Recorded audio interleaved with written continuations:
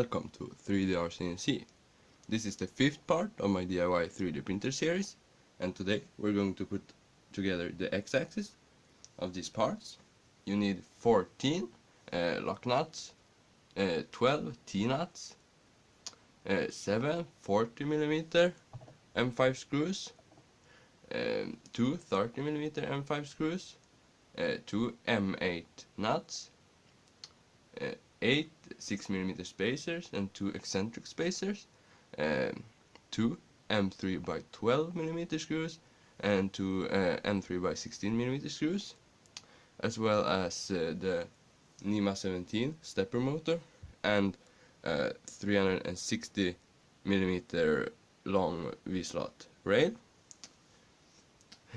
And also you need 6 wheels. And then for the printed parts, you need 2 22mm spacers, the right Z-axis plate, the X-axis idler mount, the left Z-axis plate, the right Z-axis back plate, the left Z-axis back plate, and the X-axis stop. And that's all. So let's get started putting this together. First, you need to insert 4 M3 by M5 by 12mm screws in these 4 holes right here with T-nuts on the back. And on my part, these are slightly under this wheel, but that's fixed for the part you're gonna get, so you will be able to tighten them with no problems. Then you push through 1 30mm M5 bolt, eccentric spacer, 1 wheel, and then tighten that with a nut. Then after that, it's the same on these 2, by the way. Then you put on the 40mm M5 screws in all these 3 holes. On this one you put the 22mm spacer, on this 6mm spacer, wheel, and 6mm spacers on both of these. Then you take the Z-axis back plate that is for the right one, so you just put that on right like that, and then you tighten D3, and when I've done that I'll be back. When the right and left Z-axis plates with wheels are assembled, you can take the X-axis wire harness mount and put in 2 M3 by 16 millimeter bolts, and then take 2 M3 by 12s, put the C stepper motor, the X-axis stepper motor right here. Then you in the bottom 2 holes you use the M3 by 12mm bolts, and in the top ones you use the 16mm long ones and attach this piece at the same time. So I put that together and then I'll be back again. As you can see, there's slots so you can adjust the tension of the X-axis belt, but for now we can just tighten them so it doesn't move. Then on both the left and the right you need to attach the lead screw nut holders. You insert a M8 nut in here. I use a nylon nut, but you could use a regular as well. Then 3 M3 by M5 by 12mm screws, just like that, and then that goes in these 3 holes on both of the pieces, and then the threaded rod goes through that, and that's what makes the Z-axis go up and down. So you tighten these into the captive nuts on the other side in this black part, and do that on both of them, and then we'll put on this aluminum extrusion. When those are on, you can attach the X-axis stop with two M5x12 and two G-nuts, and then you just put that on this one. You can use put it about 1 to 1.5 centimeter from the edge right here, and you will have to move that later to make the home position be exactly on the edge of the bed. Then on the other side you can just put on two M5 by 12s right there as well, and two M5 T-nuts, and this piece goes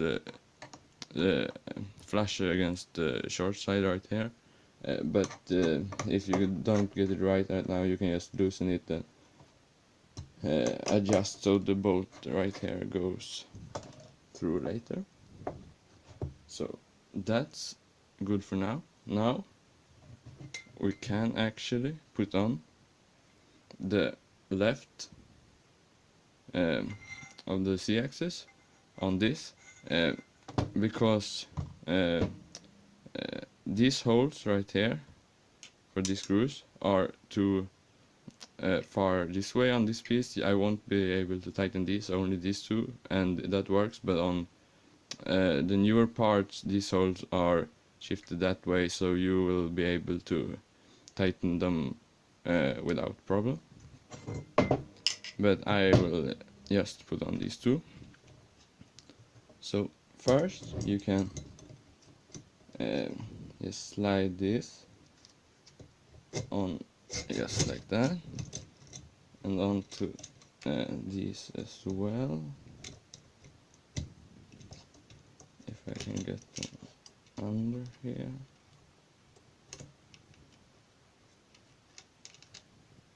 Need to push that up a bit.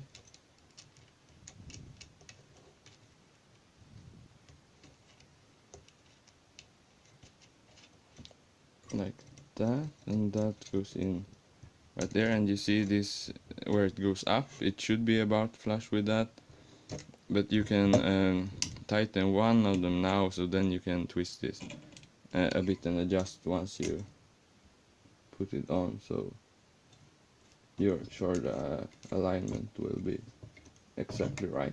So for now we can just tighten one of them, and then you can see that this can move a little bit. So now I'll move the camera and then we'll put it on the frame. Now you have to unscrew this top extrusion again, because we need to slide the axis on. So two screws on each side, and that comes off again.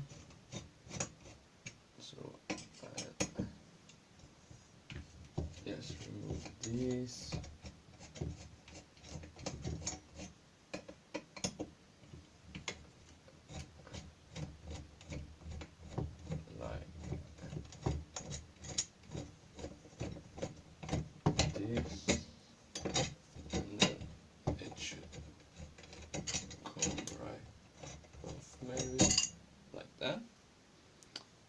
Then you can put this piece on. You can adjust the eccentric on this one before you slide it on, just to do that when it's a bit easier, like that. So now you can see that that moves.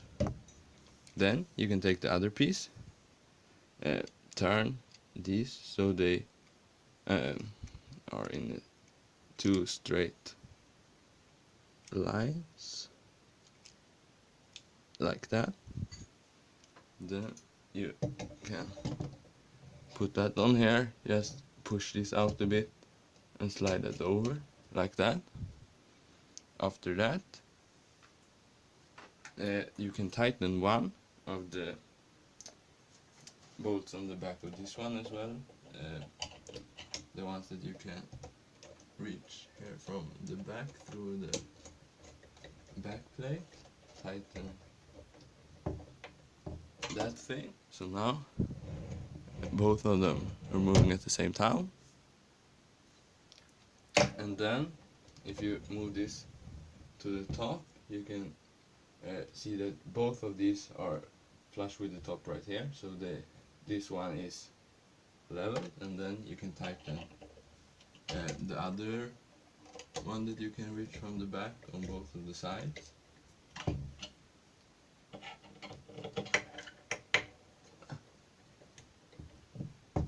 Like that.